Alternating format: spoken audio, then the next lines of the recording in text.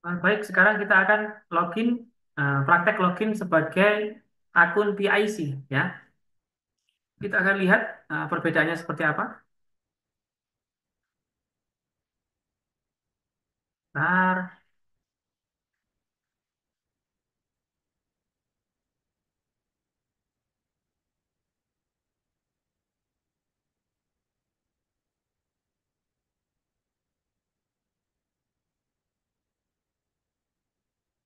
Eh, Seperti ini, ya. Tadi kita lihat kan instansi, ya. Sekarang ini pegawai negeri sipil, berarti ini adalah ini adalah PIC-nya, ya.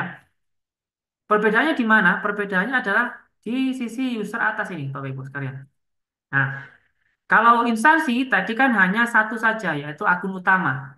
Untuk PIC ini ada dua pilihan. Ada akun utama, ada akun wajib pajak. Bedanya apa? Bedanya untuk akun utama ini adalah ketika PIC tersebut, orang tersebut itu ingin menjalankan perpajakannya untuk dirinya sendiri.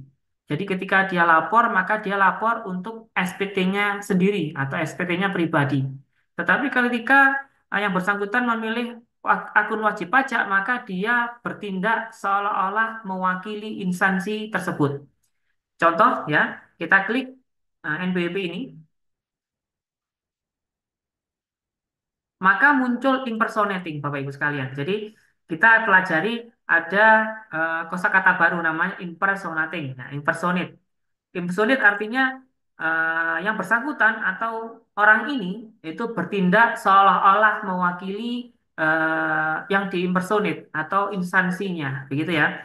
Dalam hal ini orang ini impersonate sebagai instansi pajak, begitu. Karena saya tadi login sebagai kantor pajak. Jangan sampai salah, ya.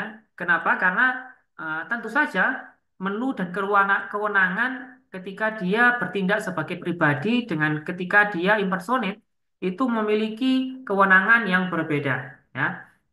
Ketika yang bersangkutan itu bertindak sebagai dirinya sendiri, maka ketika yang bersangkutan lapor, maka lapor SPT tahunan PPh orang pribadi. Tetapi ketika dia impersonate sebagai instansi, maka ketika lapor adalah lapor sebagai instansi. Bedanya apa? Bedanya ada keterangan ini, Bapak Ibu, ya. Jadi harus diperhatikan. Sekarang saya sudah impersonate sebagai kantor pajak, maka eh, hal pertama yang harus saya lakukan adalah menunjuk user-user yang lain. Jadi ketika tadi kita user, kita login sebagai instansi, kita bisa menunjuk PIC, kita bisa menunjuk apa petugas yang lain selain PIC. Ketika kita login sebagai PIC, kita juga bisa melakukan yang sama, hal yang sama. Kita bisa mengedit, kemudian kita bisa menambah dan seterusnya. Kita coba klik portal saya, kemudian profil saya, ya, kemudian informasi umum, ya, kita klik edit. Ini sama persis seperti tadi, ya.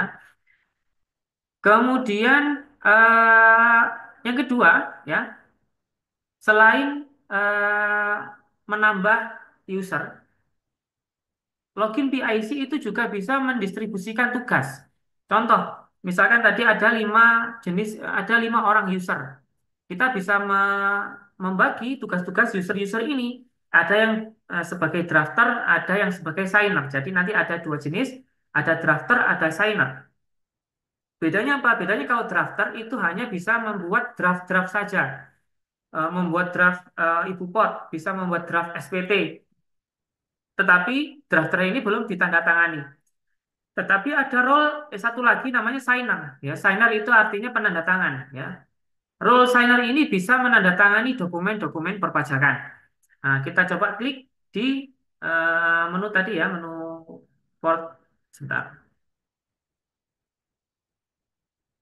Di menu portal saya, kemudian profil, ya. Kemudian kita scroll ke bawah. Ini ada wakil atau kuasa saya. Nah, tadi ada 5. Maka ini ada dua menu, ada revoke, ada tetapkan role. Ya, revoke artinya mencabut kewenangan. Kalau tetapkan role ini kita mendistribusikan tugas. Ya, nah, seperti ini. Ada role drafter. Nah, drafter ini pun dibagi-bagi. Ada draft yang untuk SPT tahunan, ada draft untuk ibu pot, ada draft untuk PP pasal 21 dan seterusnya.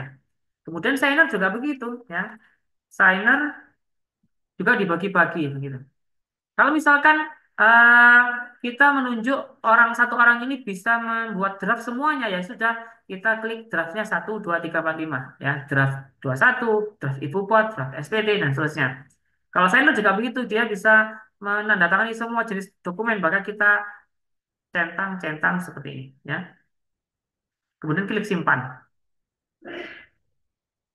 Seperti itu bedanya. Kemudian eh, langkah selanjutnya adalah login PIC, ya. Setelah kita login sebagai PIC atau user-user yang lain, langkah yang paling penting adalah kita mengajukan permohonan sertifikat digital. Fungsinya apa sertifikat digital ini? Fungsinya adalah untuk sebagai pengganti tanda tangan, Bapak Ibu sekalian. Ketika kita membuat bupot, biasanya kan kita tanda tangan, ya. Kita membuat SPT, kita bubukan tanda tangan kita. Nah, karena kita di era Cortex yang semuanya serba otomatis, serba elektronik, maka sebagai pengganti tanda tangan kita itu ada yang namanya sertifikat digital atau sertifikat elektronik. Caranya bagaimana? Caranya adalah kita klik portal saya, kemudian kita permohonan kode otorisasi, ya. Tetapi kita login dulu sebagai akun utama, Bapak Ibu, ya, karena ini kan melekat ke orang pribadi, ya. Maaf. Jadi kita eh, pilih sebagai akun utama dulu, ya, sebagai akun utama. Kalau kita tadi pilih wajib pajak pajak, maka semua hal yang kita lakukan itu mewakili instansi. Tapi karena ini adalah tanda tangan sebagai pribadi, maka kita pilih akun utama terlebih dahulu, ya. Kemudian portal saya, permohonan kode otorisasi atau sertifikat digital. Kemudian kita scroll ke bawah, jenis sertifikat digitalnya, misalkan Bapak Ibu punya sertifikat digital BRIN atau BSN, silakan dipilih. Tetapi kalau Bapak Ibu tidak punya, maka silakan pilih kode otorisasi DJP. Kemudian otomatis ada Passphrase. Nah, Passphrase ini adalah pengganti tanda tangan kita, ya. Kita tidak usah memakai oret-oretan pakai tangan, ya. Kita masukkan password-password tertentu, namanya passphrase. Untuk keseragaman kita eh, tulis saja 123 pajak @12345. Ada ketentuannya Bapak Ibu, ya. Minimal 8 karakter, minimal 8 karakter, kemudian terdiri dari huruf besar, huruf kecil, karakter, kemudian dan angka, sorry, ya. Huruf besar, huruf kecil, karakter dan angka. Kita masukkan lagi, ya, seperti ini. Kemudian kita take foto nih Bapak Ibu, ya. Kita take foto.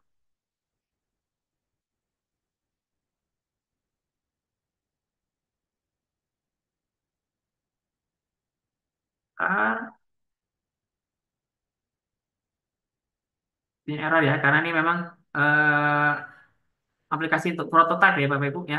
Jadi nanti kita ambil foto, ya, ambil foto, otomatis nanti muncul foto kita pakai kamera begitu, ya.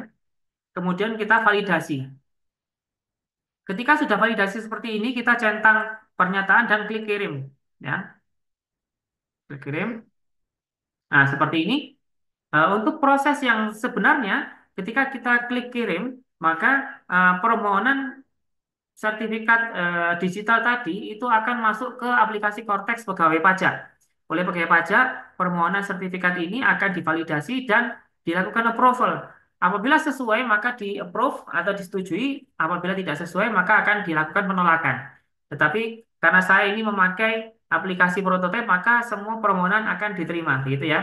Kita anggap permohonan sertifikatnya sudah diterima, maka kita bisa langsung mengerjakan semua hal terkait aplikasi Cortex, ya. Demikian untuk tampilan utama PIC.